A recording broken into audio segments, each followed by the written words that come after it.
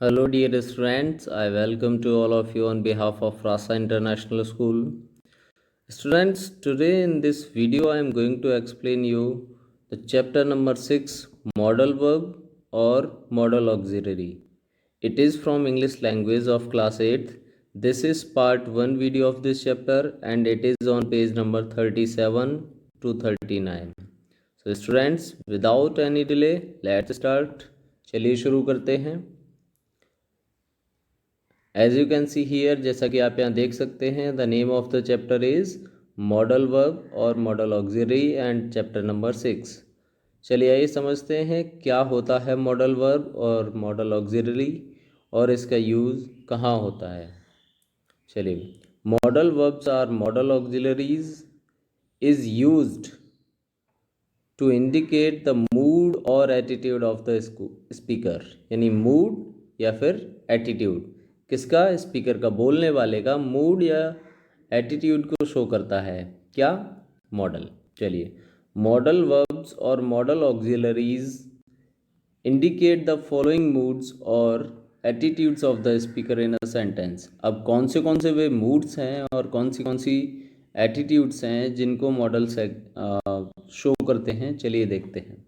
Seeking और giving permission, यानी आप किसी से परमिशन ले रहे हैं या किसी को परमिशन दे रहे हैं, वहाँ पर आप मॉडल का यूज़ कर सकते हैं. Making suggestion, if you are giving suggestion, अगर आप किसी को सजेशन दे रहे हैं, है ना, या फिर सजेशन ले रहे हैं, वहाँ पर आप क्या है, मॉडल का यूज़ करेंगे. एक्सप्रेसिंग पॉसिबिलिटी, वहाँ पर आप किसी को दिखाना चाह रहे हैं कि इस काम के होने की पॉसिबिलिटी है. अगर किसी भी वर्क, किसी भी काम के होने की पॉसिबिलिटी है तो उसको शो करने के लिए आप मॉडल का यूज़ कर सकते हैं. शोइंग इंटेंशन, अपना इंटेंशन दिखाने के लिए, यानी आप आगे क्या करने वाले हैं, अपना इंटेंशन दिखाने के लिए आप मॉडल का यूज़ कर सकते हैं. नेसेसिटी, यानी किसी काम को करे जाने के लिए नेसेसिटी है, यानी बहुत ज़रूरी है उस काम का होना, वहाँ पर आप यूज़ कर सकते हैं मॉडल्स का. आस्किंग फॉर द थिंग्स और फेवर, है ना, चीज़ों के बारे में आप किसी का फेवर लेना चाहते हैं, वहाँ पर आप मॉडल का यूज़ कर सकते हैं. गिविंग एडवाइस, आप किसी को एडवाइस दे रहे हैं, है ना, सलाह दे रहे हैं. कन्वेइंग एबिलिटी, किसी की जो एबिलिटी है उसको कन्वे कर रहे हैं. एबिलिटी मतलब योग्यता, कोई कुछ काम कर सकता है या नहीं. मेकिंग प्रॉमिस और बीइंग प्रॉमिस्ड, या आप किसी से वादा कर रहे हैं या आपसे कोई वादा किया जा रहा है. एक्सप्रेसिंग कंपल्शन एंड ऑब्लिगेशन, है ना, कंपल्शन किसी काम का होना बहुत ज़रूरी है, ऑब्लिगेशन अगर ये एक्सप्रेस कर रहे हैं, वहाँ पर आप यूज़ कर सकते हैं मॉडल्स का. इम्पोजिंग प्रोहिबिशन, प्रोहिबिशन मतलब निषेध, किसी भी काम को करने के लिए मना करना, है ना, वहाँ पर यूज़ कर सकते हैं. मेकिंग पोलाइट रिक्वेस्ट, आप पोलाइट वे में किसी से रिक्वेस्ट कर रहे हैं, वहाँ मॉडल का यूज़ कर सकते हैं. चलिए आगे समझते हैं. Given below is a list of some commonly used modal verb to convey the above mentioned moods attitudes. ऊपर जो मूड्स और एटीट्यूड्स हमने पढ़े हैं उनको शो करने के लिए नीचे दी गई कुछ वर्ब्स यूज़ होती हैं, जैसे can, will, shall, must, may, need, could, would, should, ought to, might, dare. तो स्टूडेंट्स, अभी इन्हीं को हम मॉडल ऑक्सिलरी चार्ट में पढ़ेंगे, ये कहाँ यूज़ होती हैं, कैसे यूज़ होती हैं और उनके एग्जांपल्स भी देखेंगे. ओके स्टूडेंट्स, तो चलिए without any delay let's start. चलिए शुरू करते हैं.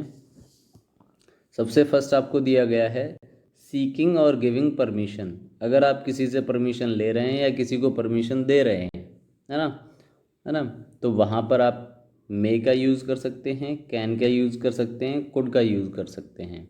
चलिए, मे का अगर यूज़ करेंगे तो वो फॉर्मल टोन होती है, मींस ऑफिशियल टोन. जैसे आप अपनी ऑफिस में, स्कूल में, वहाँ पर किसी से परमिशन ले रहे हैं या क्या होता है, रिक्वेस्ट. अगर आप रिक्वेस्ट कर रहे हैं, है ना, तो किस तरह से करेंगे, मे आई कम इन, है ना, क्या मैं अंदर आ सकता हूँ.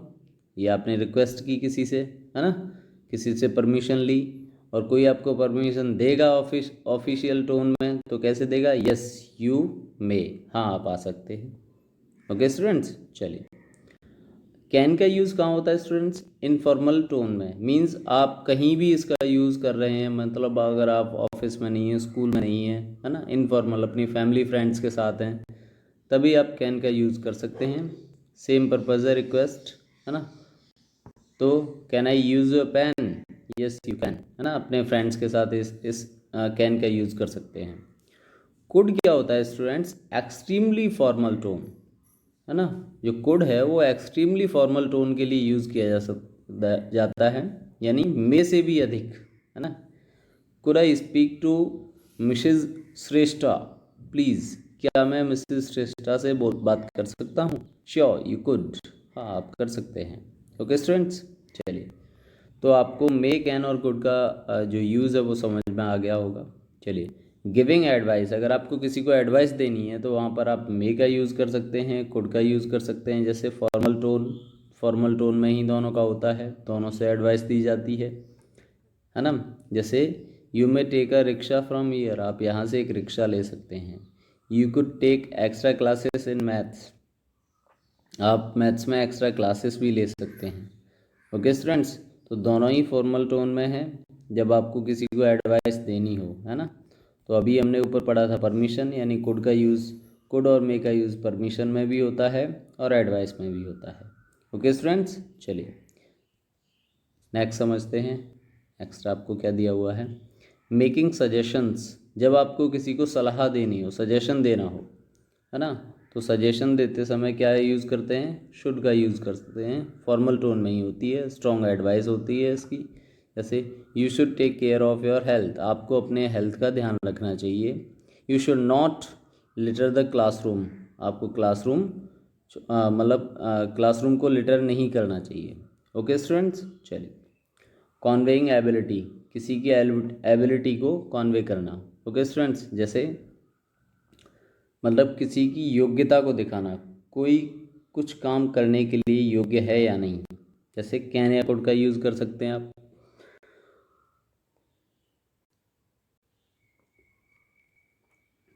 अब कैन का यूज़ प्रेजेंट एबिलिटी को और कुड का यूज़ पास्ट एबिलिटी को शो करता है ना। जैसे ही कैन रन फास्ट, वह तेज़ दौड़ सकता है।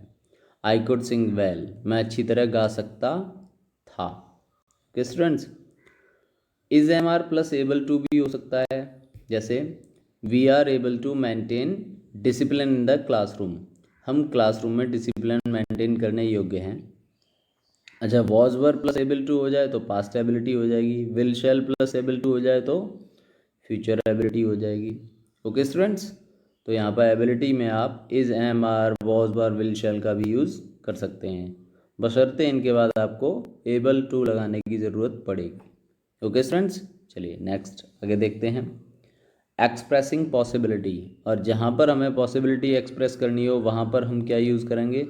We will use may, might, can, could, है ना, कुछ भी यूज़ कर सकते हैं। जैसे एफर्मेटिव पॉसिबिलिटी यानी strong possibility, like the market may not be open on Sunday, है ना।